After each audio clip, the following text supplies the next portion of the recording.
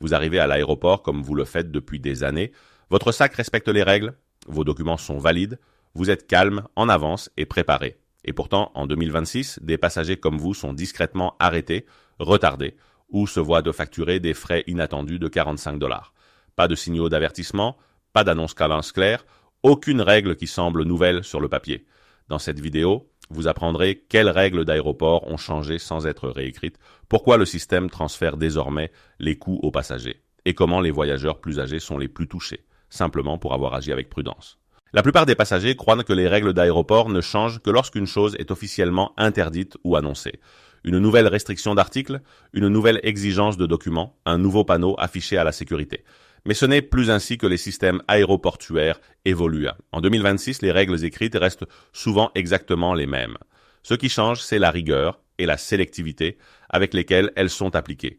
Les aéroports et les agences de sécurité sont sous pression constante pour acheminer plus de passagers avec moins de personnel, des horaires plus serrés et des coûts d'exploitation plus élevés. Au lieu d'embaucher plus de personnes, le système s'est orienté vers l'automatisation et la mesure. Chaque pause, chaque réemballage, chaque vérification manuelle a désormais une valeur temporelle. Lorsque cette valeur franchit un seuil, le système n'absorbe plus le coût, il l'attribue. C'est pourquoi les passagers se sentent pris au dépourvu. Rien ne semble différent en surface. Mais en coulisses, les aéroports traitent désormais les retards comme une dépense générée par le passager et non comme une dépense opérationnelle. Et parce que l'assistance est principalement basée sur la demande, le système reste silencieux à moins que vous ne sachiez exactement quoi demander et quand. Les frais de 45 $ de la TSA, ce n'est pas une amende et c'est pourquoi la plupart des passagers ne la remarquent pas. La première erreur que font la plupart des passagers en 2026 est de supposer que les frais de 45 $ de la TSA sont une punition. Ce n'est pas le cas. Vous n'êtes pas facturé parce que vous avez enfreint une règle. Vous êtes facturé parce que le système a dû sortir de l'automatisation pour vous. Ces frais commencent à apparaître lorsque votre processus de contrôle nécessite une intervention manuelle, quelque chose que le modèle aéroportuaire moderne est activement conçu pour éviter. Cela inclut des situations telles que votre sac doit être repassé au scanner, vos effets personnels déclenchent un processus de traitement secondaire, votre identité ou vos détails d'embarquement nécessitent une confirmation manuelle ou une voie de sécurité doit faire une pause et être réinitialisée en raison de votre flux de contrôle. Sur le papier, rien d'illégal ne s'est produit, mais sur le plan opérationnel, le système a ralenti. Avant 2020, ce ralentissement était absorbé dans le cadre des opérations aéroportuaires normales. En 2026, ce coût est de plus en plus répercuté sur le passager, discrètement, de manière procédurale et sans annonce officielle. Et voici ce qui est le plus important. La plupart des passagers n'apprennent l'existence de ces frais qu'après que l'interaction a déjà été enregistrée. Il n'y a pas de moment d'avertissement, aucune chance de l'annuler. Le système ne demande pas si vous êtes d'accord, il enregistre simplement le retard et attribue un coût. Petit comportement qui déclenche discrètement un traitement supplémentaire. La plupart des passagers imaginent qu'un contrôle supplémentaire se produit après une grosse erreur, un article interdit, une dispute, une grave préoccupation de sécurité. En 2026, cette hypothèse est fausse. Ce qui déclenche désormais un traitement supplémentaire est souvent une question de timing, pas d'intention, et d'hésitation, pas de violation. Voici des comportements qui vous semblent inoffensifs, mais qui signalent une friction au système. Premièrement, faire une pause au tapis roulant. Vous vous arrêtez pour observer les autres, vous attendez une confirmation, vous demandez « Est-ce que ça reste dans le sac ?» Du point de vue humain, c'est un comportement prudent. Du point de vue du système, cela crée une incertitude dans le flux. Deuxièmement, réemballer après avoir atteint le scanner, ajuster une veste, déplacer des appareils électroniques, réparer quelque chose de petit. Une fois que vous êtes dans la file, tout ajustement force une pause, et les pauses sont désormais enregistrées. Troisièmement, les bagages à main qui sont techniquement conformes mais difficiles à manipuler. Les sacs souples qui s'affaissent, les sacs à dos trop remplis qui se vident légèrement à l'ouverture, les articles qui glissent et doivent être repositionnés, rien n'est illégal, mais chaque seconde de manipulation ajoute des frictions. Quatrièmement, les documents présentés hors de la séquence attendue. Votre pièce d'identité est valide, votre carte d'embarquement est correcte, mais lorsqu'ils sont présentés différemment de ce que le système anticipe, la vérification manuelle devient plus probable. Individuellement, aucun de ces éléments ne déclenche d'alarme. Ensemble, ils augmentent la probabilité que votre contrôle sorte de l'automatisation. Et une fois que cela se produit, le système traite votre contrôle comme un traitement d'exception et non comme un flux standard. C'est là que les retards commencent. Et c'est là que les coûts inattendus suivent souvent. Pourquoi les voyageurs de plus de 60 ans sont plus affectés sans être ciblés? C'est la partie que la plupart des aéroports n'expliqueront jamais. Les passagers plus âgés ne sont pas spécifiquement visés.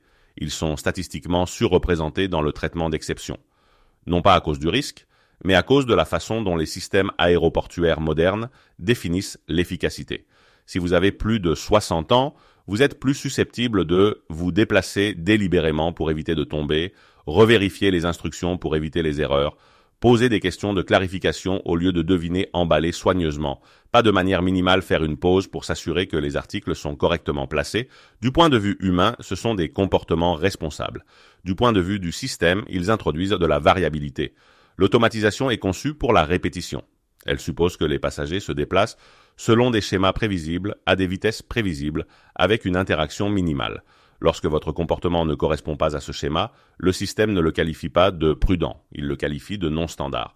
C'est pourquoi les voyageurs plus âgés sont plus susceptibles de connaître un contrôle secondaire sans explication claire, des vérifications manuelles plus longues, un membre du personnel intervenant pour aider, mais enregistrant l'interaction et des ajustements post-contrôle qui modifient discrètement la façon dont votre voyage est traité.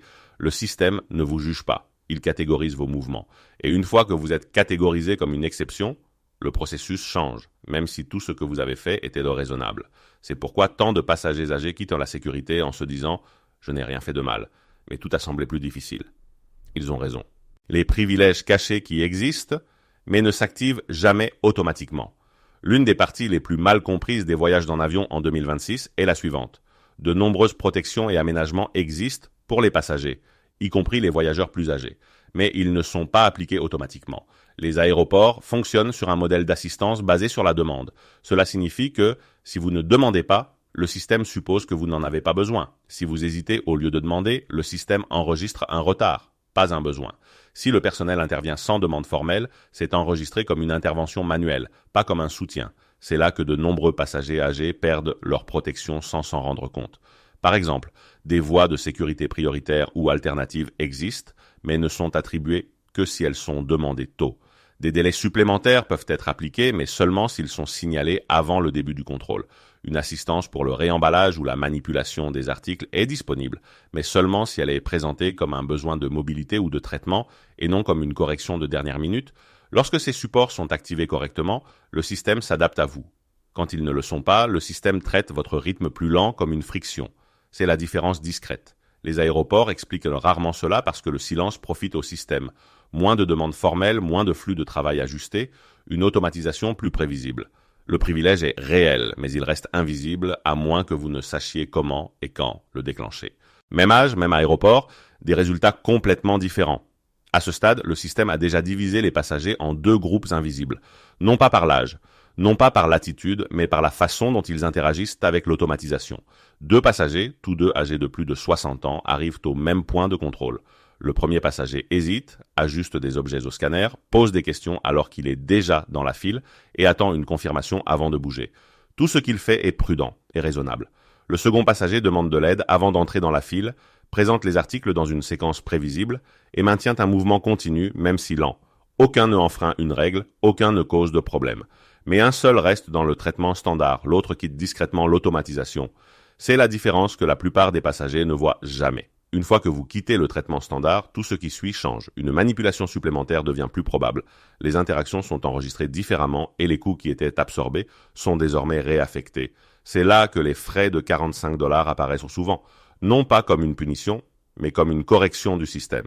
Pour le passager, cela semble injuste. Pour le système, cela semble efficace.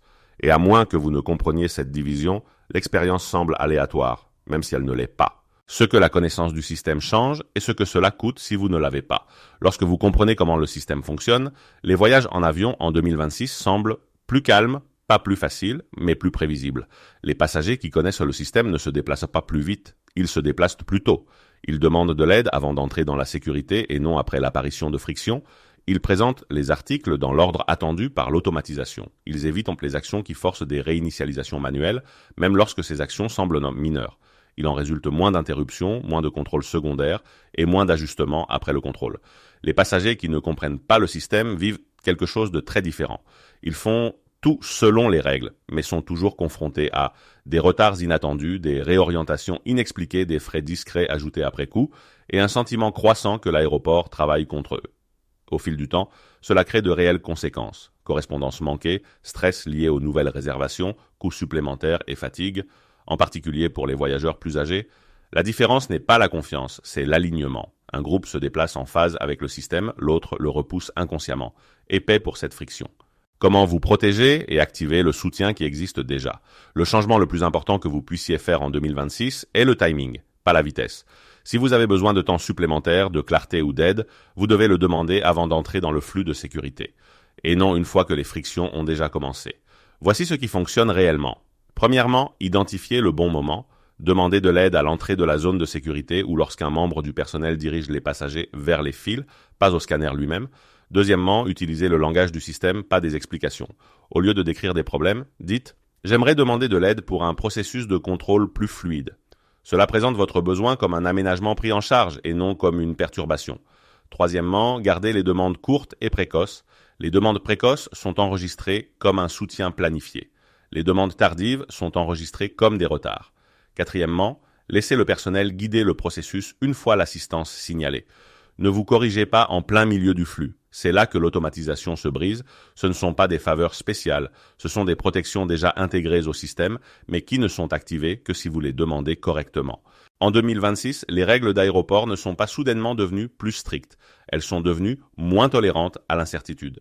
Les frais de 45 $ ne sont pas une punition. C'est un signal que le système attend des passagers qu'ils agissent dans le cadre d'un processus et non qu'ils l'apprennent en cours de route. Pour les voyageurs plus âgés, il ne s'agit pas de se précipiter ou de changer qui vous êtes. Il s'agit de savoir quand parler, quoi demander et comment le système interprète le silence. Ce ne sont pas des privilèges. Ce sont des droits inscrits dans le processus, mais jamais expliqués.